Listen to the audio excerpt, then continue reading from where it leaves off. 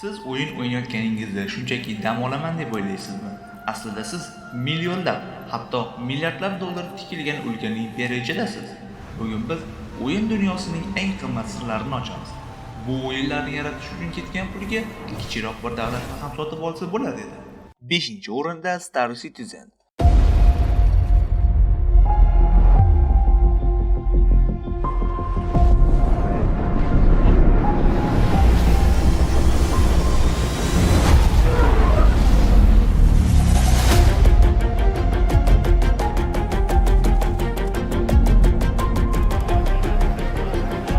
Budjeti taxminan 600 million dollardan ortiq va o'sishda davom etmoqda. Nega qimmat? Bu o'yin hali ham ishlab chiqish jarayonida. U crowdfunding odamlar xayriyasi hisobiga moliyalashtiriladi. Bu o'yin sanoatining eng katta jumboqlaridan biri. 10 yildan beri odamlar unga pul tikadi, lekin hali ham to'liq tayyor emas. Koinot shunchalik katta bo'lishi kerakki, uni yaratishga ketgan pul koinotning o'zidan ham qimmatroq tuyuladi. 4-o'rinda esa Cyberpunk 2077. In 2077, they voted my city the worst place to live in America. Main issues: sky-high rate of violence and more people living below the poverty line than anywhere else.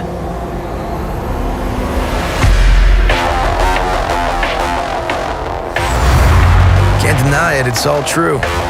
But everybody still wants to live here. This city's always got a promise for you.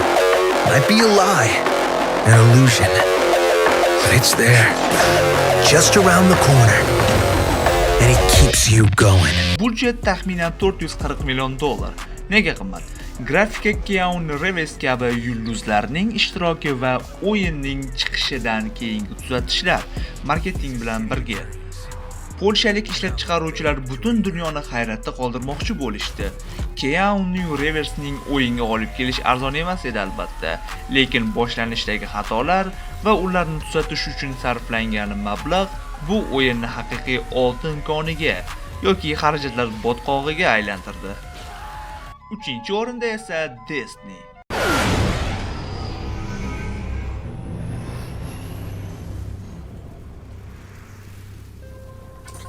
Congratulations. Humans haven't been on the moon in hundreds of years. Nice place to visit, but I wouldn't want to live here. Dying here is much more likely. Nice pep talk. Budjet 500 million dollar. Activision bilan 10 yillik shartnoma. Bungie studiyasi va Activision o'yini tarixidagi eng katta shartnomalardan birini imzolashdi. $500 million. Bu pulning katta qismi marketing va o'yin serverlarini saqlab turishga ketgan.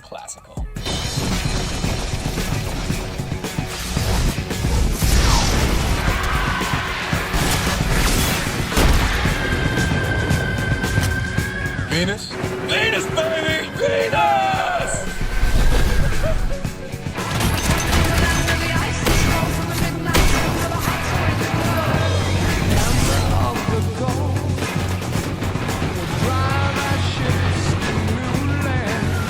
Hello, Mars.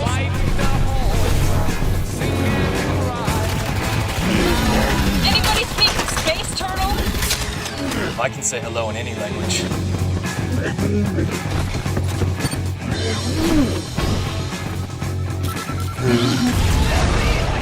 Looks like he can say goodbye too.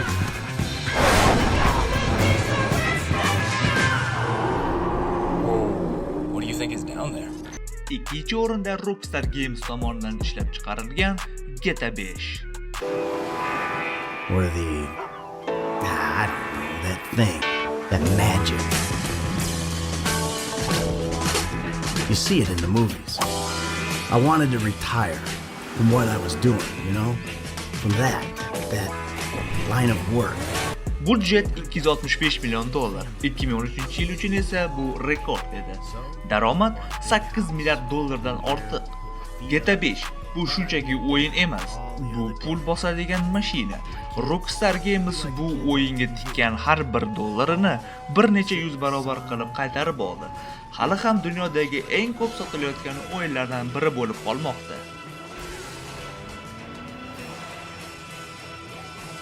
Birinchi o'rinda esa yana bir bor Rockstar Games tomonidan chiqarilgan Red Dead Redemption 2.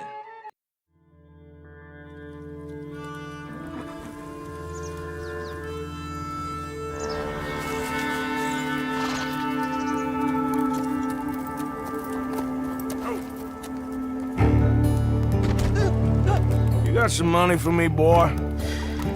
I've seen your name in our ledger. Budjet taxminan 540-600 million dollar atrofida, marketing bilan birga. Nega qimmat bu o'yin? 8 yil davomida ishlab chiqilgan, 2000 dan ortiq odam ishlagan, har bir kichik detal, otlarning harakati, qor effektlari oltin narxida tushgan. Va nihoyat g'olib Rockstar yana bir bor rekord o'rnatdi. RDR2 bu san'at asari, undagi realizm uchun sarflangan vaqt va pul hayratlanarli. Bu o'yin o'zining har bir pikseli uchun to'langan mablag'iga arziydi.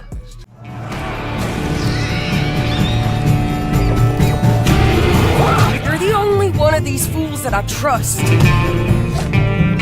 Where's our money? Do you have my bag? Always, Dutch.